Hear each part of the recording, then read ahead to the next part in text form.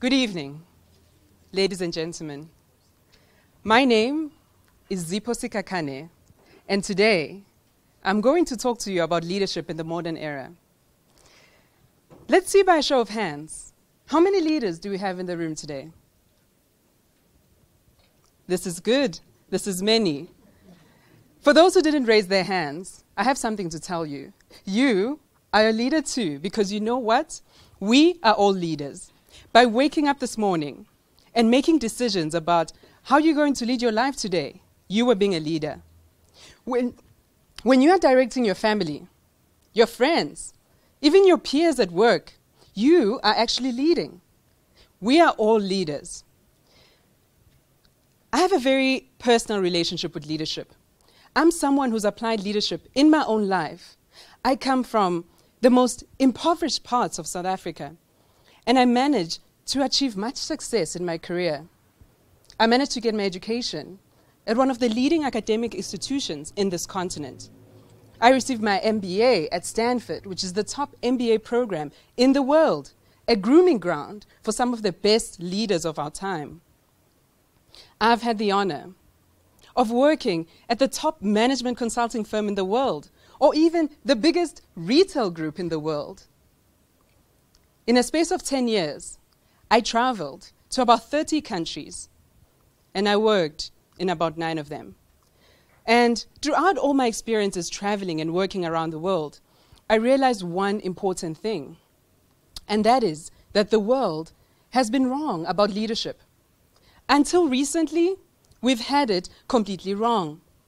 We think about leadership as this thing that is about the other. It's about how you lead them. And it's not so much about how you are leading yourself as an individual. We forget that when you are looking at the best models towards leadership, you don't think about the fact that you need to adapt it to your environment, to your context, to the people that you are leading. And today, that is what I'm going to be talking about. So, let's start with this idea of leading yourself. Now, if you go online and you look at the definition of leadership, what do you find? Well, it's something about leading other people or leading an organization, which might lead many to think that, oh, but it's not about me. And I'm here to tell you now, it is about you. It is about how you lead yourself effectively. Because, ladies and gentlemen, if you cannot walk, how can you teach others how to walk? And so to be an effective leader, you need to first understand, how do you lead yourself? So how do you lead yourself? It's about asking yourself one important question. Why would others follow you? Why would others follow you? I mentioned that I went to Stanford because I was hungry to find out, how do you lead? And what I found there is we invested almost the whole time there trying to understand what makes you unique as an individual. What would make others follow you? We had whole classes dedicated to understanding how others perceive you. And so I encourage us to ask ourselves, why would others follow you? It's very simple. It's about understanding what makes you unique, what makes you exceptional, because that is what is going to make people follow you. So how do you find out what makes you unique? Be hungry for feedback. Crave it. It's the biggest gift that you can receive. But please, do one thing differently this time. Instead of doing what we normally do, when you listen to feedback, you kind of ignore the strengths, and then you write notes about weaknesses. No. I challenge you to focus on your strengths, because your strengths are going to make you exceptional. People are going to remember you for what makes you exceptional when they follow you. But go beyond that. And start thinking about the barriers that we put in our own path when you are trying to lead. The first of them is being this imposter. We try and bring this version of ourselves that we think is what a leader is supposed to be. No, no one is going to follow an imposter. They want you. They want an authentic version of yourself. What is that authentic version? It's that person sitting inside. Ladies and gentlemen, it's not a coincidence that one of the most popular TED Talks, top 5 of all time, is by Brené Brown, and it's on this topic of authenticity and vulnerability. And she found that the most authentic and most wholehearted individuals, they were the happiest, and they led from a place of vulnerability. They were not scared to bring their true selves forward. They did not numb. They did not pretend. They were authentic. And I want to bring up this other point around inferiority complexes. We come from this continent that was previously forgotten about the world. And now many people are realizing that Africa is a region of great opportunity. It's now the second fastest growing region in the world, even though we are going through an economic global downturn. Yet we still carry those inferiorities from the past. More so in South Africa, where we come from a long history of oppression. And so even though we have our freedom now, many of us carry those inferiorities, and they stand in the way when we are trying to lead.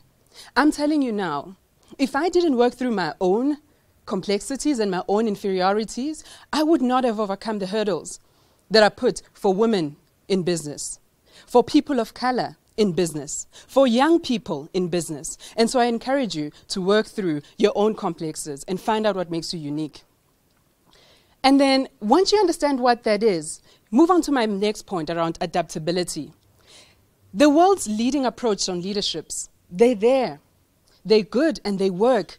But you know what? Most of them come from the developed world. They come from the West, and yes, they work there. But they might not work as well in our own context, in a developing market context like our own. And so it's very important to think about how do you adapt that leadership approach to what would work for you here. A couple of years ago, I led some research where I surveyed over 100 business leaders across the African continent, trying to find out what kind of qualities stand out in leaders that make it in this region of the world. What did I find? The first thing is the power of visionaries. Visionaries are important here because you are painting a picture of something that people have not seen before. There's not even examples of some of the leading giants that are still to come out of this African continent. Pick MTN, for example. They are now one of the biggest telecoms giants in the world, and they come from a small country, South Africa. Do you think back then when they started, they had an example that they could lean on? No. And so they needed visionaries. Phuthuma Nhleko and his team needed to be the kind of visionaries that can paint something that has not existed yet before. The second thing I found in the research is the power of execution. Now, we all know that when you are coming up with a strategy, yes, it's important to have the best and cutting-edge strategy in the world. This is important in the West. But not in an emerging market context like our own, because we know execution is where things fall apart. I'll share an example. So I worked in retail in an international role where we'd go around to different countries. And we'll be implementing projects and comparing stories about how execution would work in different countries. One example, we're redesigning a section of the store, let's say. So you come to the store, you give them instructions, you demonstrate with them, start changing the shirts this way, and then you can carry on with the rest of the store. Give that instruction in China. You come back an hour later. Indeed, the guys have followed your instructions very well. However, they stopped with the shirts and they didn't continue after that. Why? Because in China, they need instructions. Go to Germany. Give the same instruction. Come back an hour later. What do you find? Well, they're still busy with the shirts, but they focused on accuracy. They want to get it to the good specifications that you said to them. In Germany, they care about accuracy. Then you come to South Africa.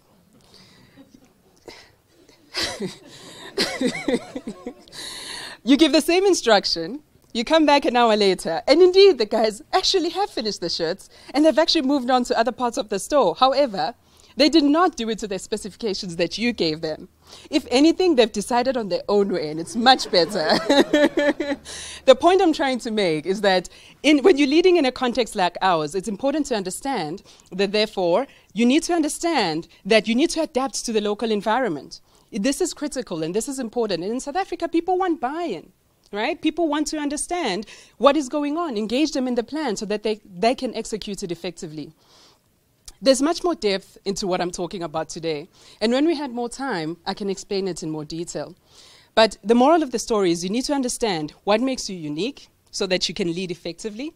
And then you need to understand that when you are leading, you need to adapt to your environment. The time is long gone for all of us to have this passive relationship with leadership. You need to lean into it and embrace it and lead from a place of greatness. And I'll conclude by challenging you all to remember that as human beings, we are here on earth for such a limited period of time, such a short period of time. And therefore, you need to ask yourself, what is the legacy that you are going to have while you are here on earth? I know what my legacy is. And it's living my passion of helping individuals and business leaders realize their growth potential. This translates into how I spend my time as a leader, as a speaker, as a writer, and as an advisor. And so I challenge you all today to think about, what is the legacy that I am going to have? And how does this translate into how I spend my time today? Thank you.